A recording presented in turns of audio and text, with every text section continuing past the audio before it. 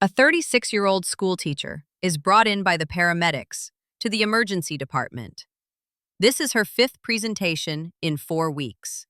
She woke up from her sleep last week drenched in sweat and experiencing an intense constricting chest pain. She reported a racing heart, difficulty breathing, and an overwhelming fear that she was about to die. She called emergency telephone number, who took her to the emergency department, where all investigations were normal.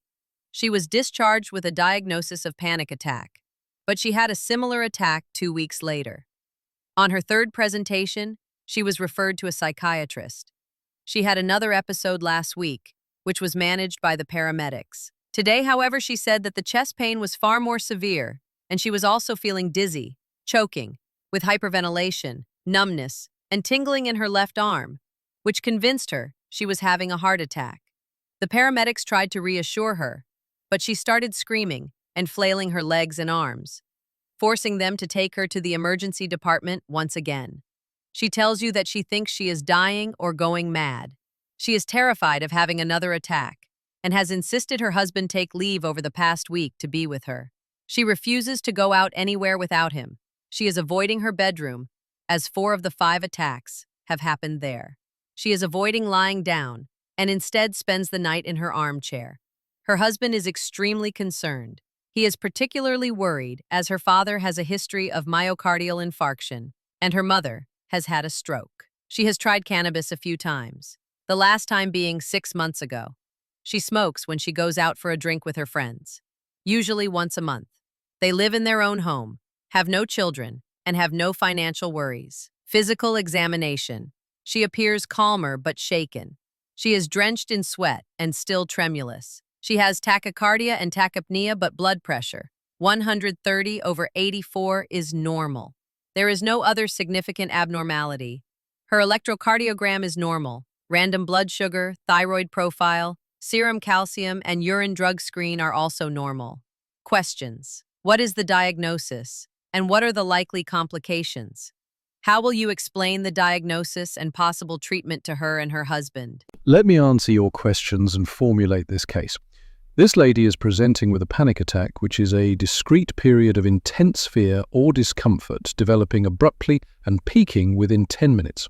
It is characterized by palpitations, sweating, trembling, shortness of breath, choking sensations, nausea, abdominal distress, dizziness, fear of loss of control or going crazy, fear of dying, tingling sensations, numbness, and chills or hot flashes. Derealization, feelings of unreality, and depersonalization, feelings of detachment from self, may also be seen. She has recurrent attacks with persistent fear of having another attack, fear of fear and worry about the implications of having the attack, fear of heart attack and death, suggesting a diagnosis of panic disorder.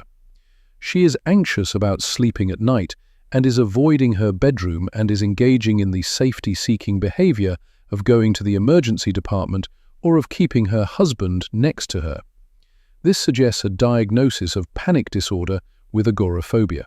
Medical conditions that need to be ruled out include hyperthyroidism, hyperparathyroidism, serum calcium, pheochromocytoma, hypertension with headaches, tachycardia, hypoglycemia, and cardiac arrhythmias. Phobic avoidance and agoraphobia are common complications in panic disorder and can lead to the patient becoming housebound. Alcohol, substance misuse, and depression are other possible complications. Reassuring her and her husband that there is no serious physical illness is important, but so is acknowledging the reality of her distress and the worry of her husband.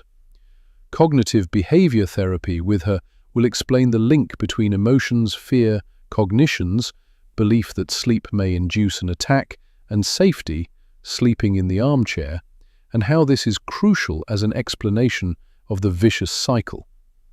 It creates a link between sense of apprehension and physiological changes such as increased heart rate. These bodily changes are interpreted catastrophically with fear of something awful happening, catastrophic misinterpretation, leading to more anxiety, which leads to further sympathetic response and somatic symptoms, perpetuating the vicious cycle. This explanation provides the basis for cognitive behavior therapy, which is the recommended treatment for panic disorder with or without agoraphobia. Recognizing signs of a panic attack and understanding the stress response can abort a panic attack. Short-acting benzodiazepines such as alprazolam and lorazepam reduce the frequency and intensity of panic attacks but carry a high risk of dependence and are therefore not recommended. Tricyclic antidepressants such as imipramine and selective serotonin reuptake inhibitors, SSRIs, such as fluoxetine, are effective, though SSRIs may induce anxiety and agitation in the short term.